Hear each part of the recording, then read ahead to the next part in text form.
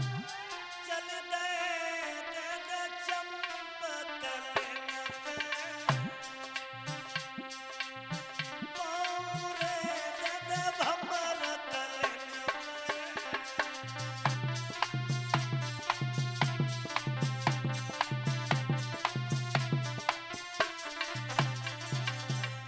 कहा लोगों छचोरा के भाइयों, अब तो राजा अयाती बुढ़े हो गए, वो जब ससुराल के लिए जा रहे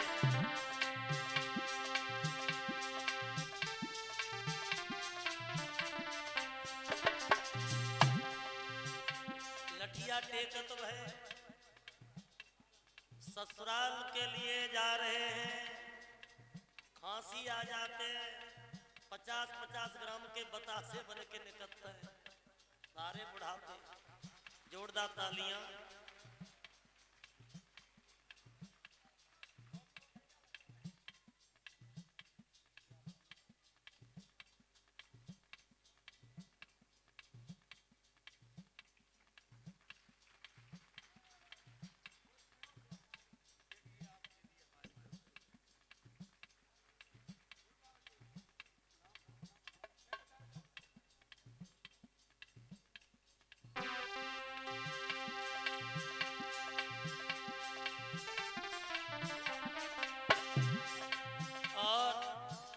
इसी बीच में हमारे सपा नेता पधारे हैं पंडाल में। उमेश चंद्र चंद्रा जी के नाम से जो विख्यात हैं, ये जिला अध्यक्ष हैं, समाजवादी सैनिक प्रकोष्ठ कासगंज से दुर्गा कॉलोनी से पधारे हैं। मैं ऐसे युवा नेता के लिए आप लोगों से आग्रह करूंगा कि ऐसे समाज से भी हमारे भाई उमेश चंद्र जी को आगे बढ़ाएं। जोरदार तालियां। कलश वाली बेटियां भी खड़ी हो जाओ और हमारे समस्त स्टाफ को एक एक गिफ्ट, और हमें भी गिफ्ट है, हार है और लोई, जापे है लोई ताको है सब कोई। हाँ, नेताजी ने हमारा सम्मान किया है।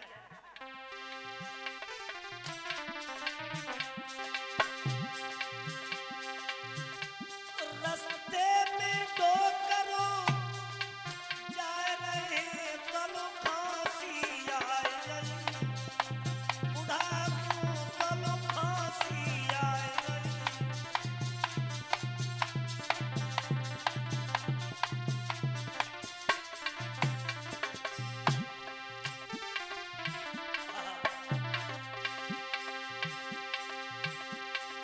पहुंच गए ससुराल में तब कहने लगे समा जाए कीजे, कहने लगे समा।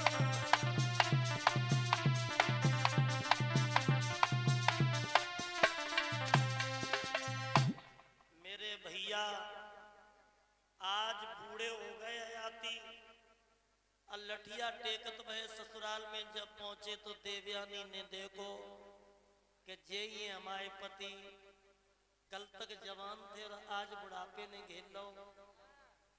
सो रोए के बोली, पिताजी जैसे हैं तैसे हमारे पति हैं, अब आप इन्हें जवान कर दो। बोले जवान ऐसे नए होंगे, 5 लड़का है इनके और 5 लड़कों में कोई लड़का अपनी जवानी दे दे, ले जाए यहां से।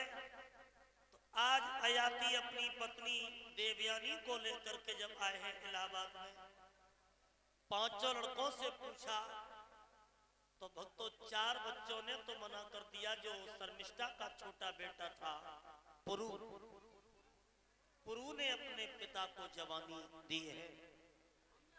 इन्होंने जवानी कई दिन तक भोगी है, उसके बाद वो जवानी अपने बच्चे को वापस करती।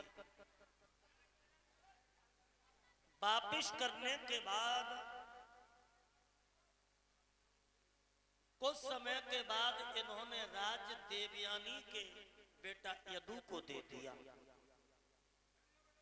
बृहस्पति को ये मालूम पड़ गया कि मेरे देवते ने जवानी दई और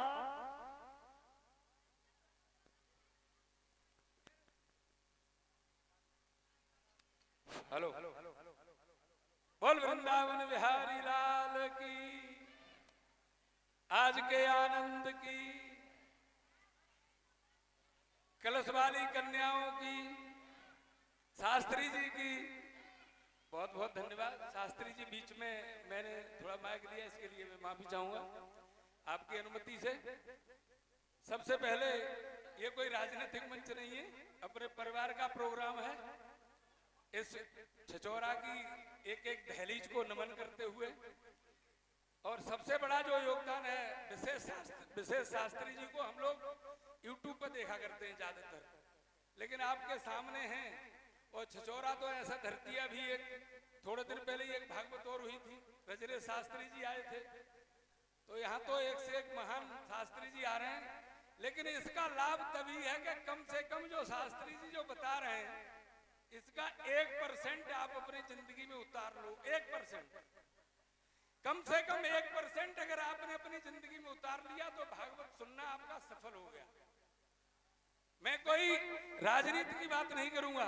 सबसे पहले जिला कासगंज में एक सांसद प्रतिनिधि और जिला अध्यक्ष सैनिक प्रकोष्ठ होने के नाते मैं शास्त्री जी का, आप हमारे सरजमी पर आए, इसके लिए मैं आपका बहुत स्वागत और अभिनंदन करता हूं कि आप जिला कासगंज की तरफ से मैं आपका तहे दिल से आभार व्यक्त करता हूं कि आप हमारे क्षेत्र में, मेरा गांव भी पिछला यहाँ 1 किलोमीटर पर है, और दूसरा यहाँ पर जितने बुजुर्ग बैठे हुए हैं उनको चरण छू करके भागवत भक्ति ज्ञान वैराग्य और तपस्या का जो मंचन चल रहा है, जो शास्त्री जी व्यास मंच पर विराजमान है, ये बहुत महान हस्ती है। मैं अगर इनकी जितनी तारीफ करूं बहुत कम है। मैं इनसे बहुत दिन से परिचित हूं, इनका जो भागवत है वो बहुत दिन से सुनता आ रहा हूं मैं, और यूट्यूब पे तो सब लोग देखते हैं।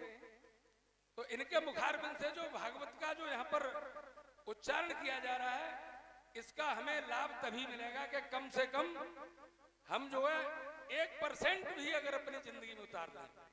अब बात ये आती है कि देखिए यहाँ माताएं बहनें बैठी हैं, यहाँ कथा सुनेंगे, सब कुछ होंगे, घर जाके सब साफ, घर पहुंचे नहीं कि बस वही जो कल था वही आज शुरू हो जाएगा, तो फिर कथा सुनने से फायदा क्या है? भगवान कृष्ण की लीलाओं को क्यों सुनते हैं? बचपन में देखिए पहला शख्स था यदुवंशी शिरोमणि भगवान कृष्ण, बचपन जीता तो बचपन की तरह, और जवानी जी तो जवानी की तरह। बोला आज भी कन्हैया बना फिरता है, लड़कों को उपाधि दी जाती है।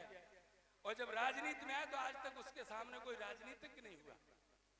तो मैं आप सबसे यही कहता हूं कि भगवान कृष्ण की लीलाओं का, रुक्मिणी का और राधा का जो भागवत में जो दिया गया है दृष्टांत, क्यों दिया गया है? आप सबके मन में बिठाने के लिए। लेकिन आज हमारे जो माता बहनों की क्या है, 2 मिनट लूंगा शास्त्री जी। आज हमारी जो बच्चियां हैं, नौजवान बच्चे हैं, क्या चला रहे हैं? फेसबुक चला रहे हैं। मैं निवेदन करता हूं हर माँ बाप से कि फेसबुक पे अगर किसी ने एक लाइक कर दिया, किसी ने एक पोस्ट डाल दी और उस पर पूरे दिन बच्चा कूदता है कि मेरी फेसबुक पे 1000 लाइक आ रहे हैं, इन लाइकों से कुछ नहीं होगा। फेसबुक के दोस्त बनाने से कुछ नहीं होगा। दोस्त बनाने तो परिवार में बनाइए, आप गांव में बनाइए, घर में बनाइए, माँ बाप को दोस्त बनाइए, तो जिंदगी सफल हो सकती है। फेसबुक के दोस्तों से कुछ नहीं होगा। दूसरी चीज आपने देखा होगा कि बड़े बड़े घरों में कुत्ते लोग पालते हैं। दृष्टांत देता हूं मैं फौज में रहा, सब मुझे परिचित है, 25 साल फौज में रहा। आज मैं जिलाध्यक्ष हूं समाजवादी सैनिक प्रकोष्ठ का। बड़े बड़े घरों में जाओगे तो कुत्ते पालते हैं, शास्त्री जी देखा होगा। और छोटा बच्चा सुबह सुबह लेकर के जब जाएगा, उसको आप पूछोगे बेटा इसका नाम क्या है?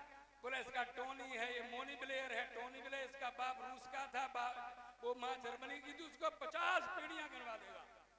और उससे पूछो तेरे परदादा का नाम क्या था, तो वो उसे नहीं पता है। क्यों नहीं पता है? कितने आदमियों को पता है कि हमारी उत्पत्ति कहां से हुई थी? कितने आदमियों को पता शर्मिष्ठा और देवयानी कौन थे? महाराज यात्री की कहानी कितने आदमियों के बच्चों को पता है? वो किसी को नहीं पता होगी। इसमें उन बच्चों की गलती नहीं है, गलती आप और आप सबकी है। आज अभी शर्मिष्ठा और देवयानी की कथा चल रही है, सुना रहे हैं शास्त्री जी, ये आप सुन के दिमाग से निकाल लेते हैं। शुक्राचार्य कौन थे, महाराज यात्री कौन थे, किसी को यहाँ घर जाने के बाद पता नहीं होता है। तो बच्चों में संस्कार दीजिए, फेसबुक से हटाइए। मैं एक ही बात, यही ज्यादा समय नहीं लूंगा क्योंकि समय आपके यहाँ भागवत जो मंचासीन बैठे हुए बहुत महान व्यक्ति हैं।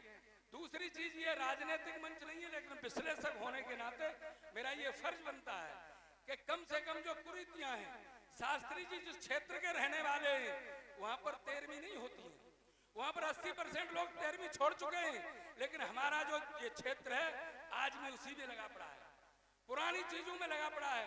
नई विचारों को ग्रहण करिए, नए विचारों में आइए। और भागवत की जो कथा में जो चीज है, आपको एक दूसरे से प्यार करना है। ये मानव शरीर हमें प्यार के लिए मिला है, ये दुश्मनी के लिए नहीं मिला है। और जितने भी ये भाई बैठे हुए नौजवान और बुजुर्ग हैं, 1 फुट पे लड़ाई हो जाती है साहब, 1 फुट पे। सगा भाई, मैं एक दिन ढोलना थाने में गया तो एक कॉलर पकड़ के होमगार्ड वाला एक को खींचे फिर। मैंने की बेटा क्या हो गया? अरे वो हमने अपने भैया के ऊपर तमंचा निकाल लो। तो मैं भैया ने थप्पड़ मार दो तो लड़ाई है कि झाते रहे। अगर भाई की सुन लेता तो होमगार्ड किस कास्ट का है, वो उसके खींचे फिर रहा है और ऐसे शब्दों का इस्तेमाल कर रहा है जो आप सुन नहीं सकते हो। और भाई की नहीं सुनते हो, आज भाई की आप नहीं सुन सकते, चाचा ताऊ की नहीं सुन सकते, लेकिन वो होमगार्ड किस कास्ट का है वो जब सुनाता है ऐसे शब्दों को तो गट सुनता रहेगा हमारा तो बैठा हुआ।